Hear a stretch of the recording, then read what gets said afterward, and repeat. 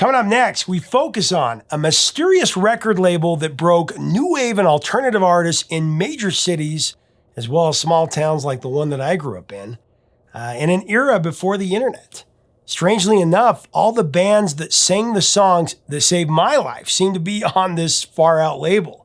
Up next, we're going to reminisce about the artists and the art that powered this cultural musical landscape, including an interview with one of the frontmen from one of those incredible bands. Coming up on Professor of Rock.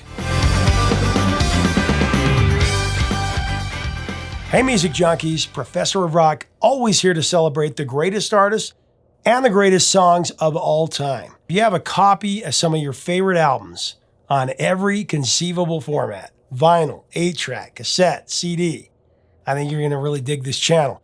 Make sure to subscribe below right now. Click the bell so that you never miss an episode. We give you the story straight from the legends. Now, to get even more content and behind-the-scenes footage, check us out on Patreon. And also take a look at our new Vintage Years collection. That merch is available if you click here or at ProfessorRock.com. There are but a few moments in our lives as human beings where we hear a song or a record that changes the course of our path. Music that not only makes us ask the right questions, but seek the answers that help us rise above circumstances and assumptions to become the best version of ourselves. For me, these songs aren't normally found in the top 10 charts, at least not over the last 15 years. Growing up in a small town, rural Blackfoot, Idaho, as a misfit, if you will, or a bit of an outsider, an outcast, there were only a few bands that I truly related to during those tough times. From about 7th grade to 12th grade, who seemed to understand me more than most friends or any of my family members. I mean, these artists created discographies that got you through the days of rigorous bullying, what you felt were unsurmountable challenges, the nights of deep, deep despair. After all, when you're a teenager, everything feels like it's the apocalypse. Anxiety is at an all-time high. You're trying to figure out who you are and how you fit in, and music seemed to fill in that deep void, and this particular group of artists seemed to truly understand what we were facing on a daily basis. The art that they created. They weren't just songs that changed your life. They were the songs that saved your life. With apologies to the Smiths.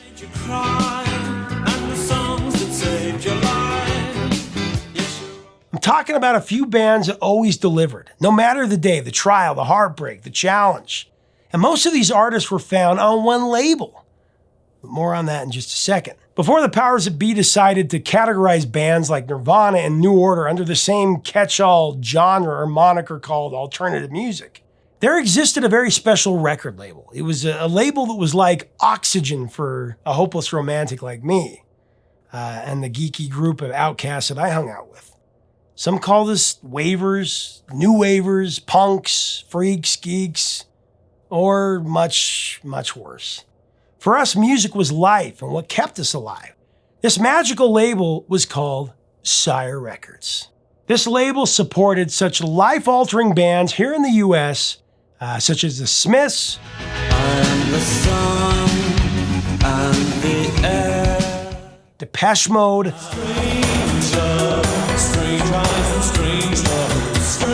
The Cure,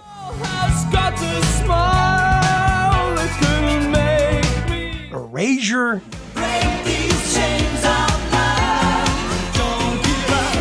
Talking Heads, Echo and the Bunnymen,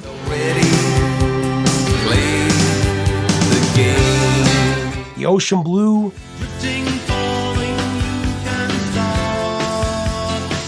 there's Ride,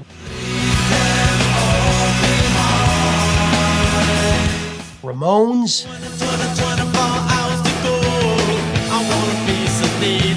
My Bloody Valentine,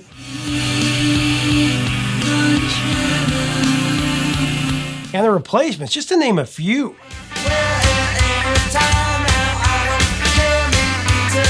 To say Sire was an important label is an understatement. Basically, they were the label that distributed songs that helped you survive the wars of youth. Sire was founded clear back in 1966, and then in the mid-70s, Sire transformed itself into a successful indie label. That's when they began to sign artists from the punk scene and the new wave scene, the Dead Boys, the Ramones, and the Talking Heads. By 1977, Sire returned to major label distribution with Warner Brothers. They eventually allowed themselves to be bought outright by Warner. From there, Sire would go on to work with the big new wave and indie acts that I mentioned before.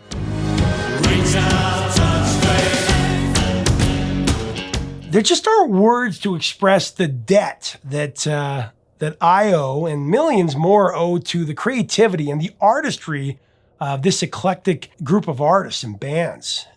I wanted to reminisce about Sire today. First of all, do you remember the samplers that they put out? Oh man, I love those. The Just Say Yes series. The first one, I remember, it had a Bugs Bunny, skater Bugs Bunny on the front.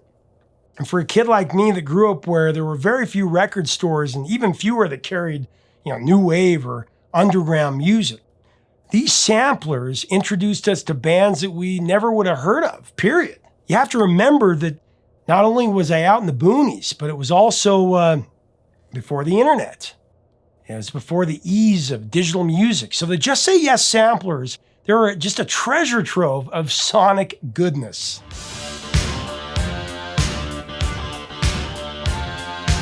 Now, the first one had the rare Smiths cover of Work is a Four-Letter Word. That work is a four-letter word. It also had the band James.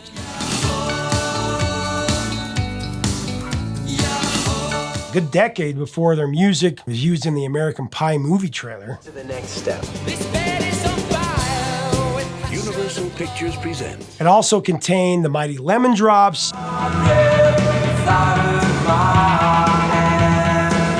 Echo and the Bunnymen.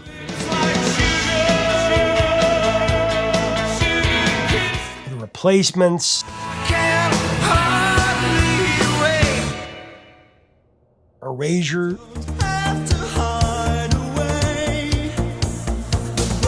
Aztec Camera.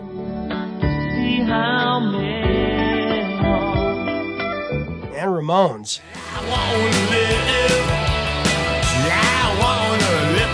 There's also Figures on a Beach.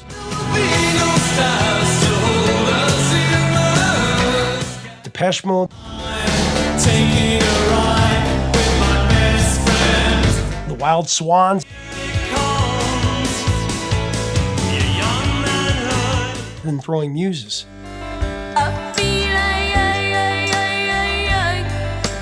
As we break down more of these volumes, I want to recognize our sponsor, Zenni Eyewear. Right now with Zenni, you can design your own pair with blue blocks that protect your eyes from digital blue light from screens for less than the price of a vinyl record. Check it out today at Zenni.com. Just Say Yo was volume 2 with a picture of a real white rabbit, and it had that fabulous Depeche Mode mashup of Behind the Wheel and Route 66. Kicks on Route 66. Also had the Soup Dragons. And the Morrissey track, We'll Never Marry. Thank you, but no. Book of Love.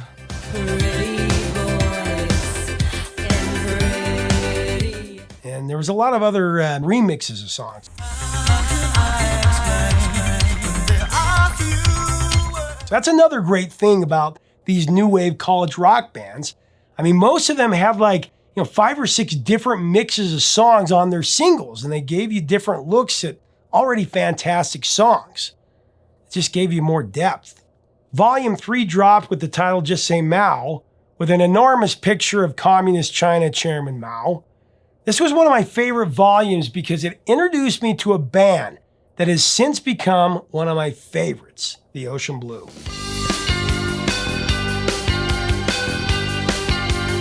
Hailing from Hershey, Pennsylvania, a breathtaking jangle of dream pop revolutionaries for sure, these guys.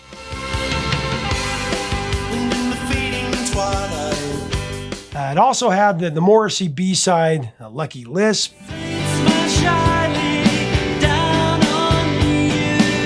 Erasure's fabulous synth pop scorcher Pistol.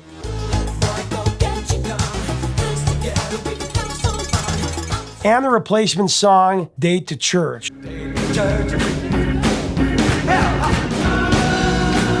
4 more volumes would appear after that. We were better off for it. I mean, in my humble opinion, Sire is the coolest record label in history. The yin and yang logo alone was the stuff of legend. And whenever you saw that symbol on the back of a CD or a cassette or a record, you just knew that you were about to open a Pandora's box of mesmerizing musicality.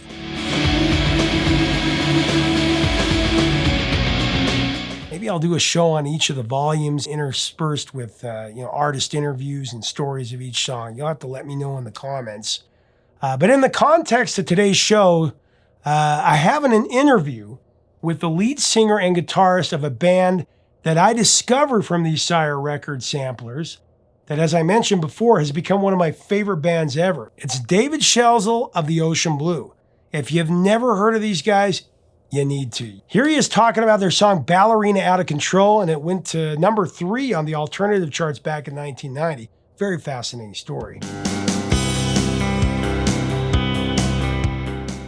After we did the first record, I was in LA by myself. Mm-hmm. I think I might have been working on some mixing for some tracks on the first record.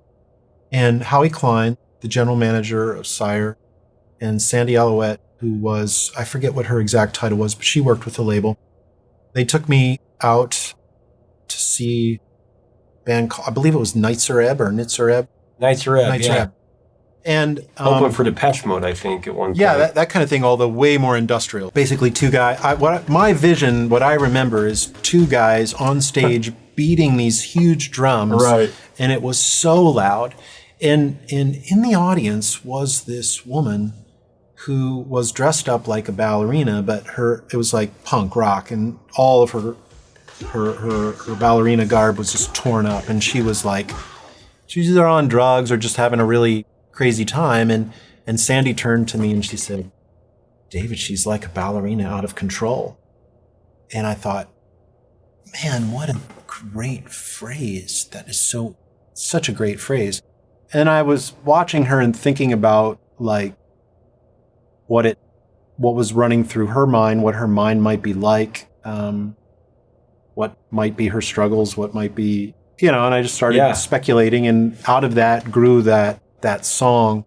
And kind of, in some ways songs are always about ourselves, but sometimes they're about struggles we have or thoughts we have, and just sort of things that maybe are empty, things that are lasting, and it kind of distilled its way down into that song. So that's lyrically, those lyrics kind of happened in and of themselves. And that's, I think, one of the few songs I ever wrote where the lyrics propelled me to think about, okay, now what kind of music would go with that lyrics, where the lyrics came first. I usually write lyrics and music at the same time. And I was working, again, with my trusty little Dep 5 on how to make my sounds weirder and more interesting, and came up with something that was a different sort of reverb treatment. It's there's more vibrato in it than some of my other sounds. Really liked I always like arpeggios of chords, outlining chords. And that came down over a drum machine, and I really wanted it to be a dance beat. I was very frustrated with the recording when we were done because I felt like the dance beat just wasn't there. It was kind of goofy. I would have wanted that song to sound more like New Order than it does. Interesting. Yeah.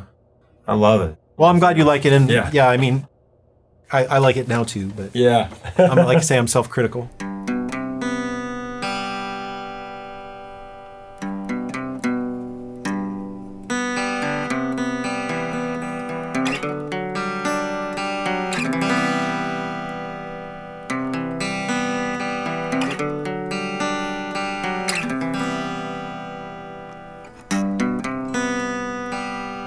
Her world came crashing down.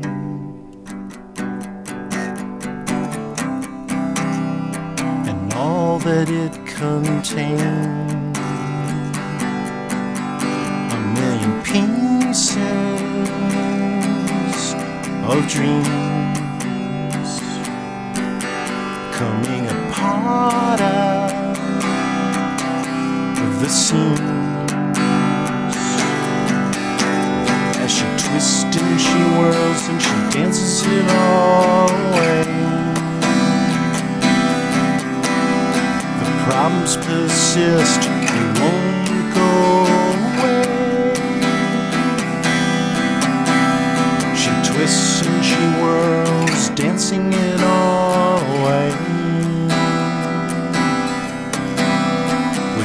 to see the night than the reason of the day.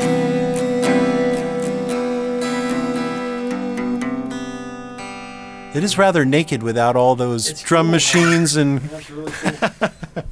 Now, if you want to check out these sampler volumes, the ones I've just talked about, do it right. Go on a treasure hunt of discovery. Go to a used record or CD store and buy the physical copy. There's just something special about holding the disc in your hand and pulling out the liner notes.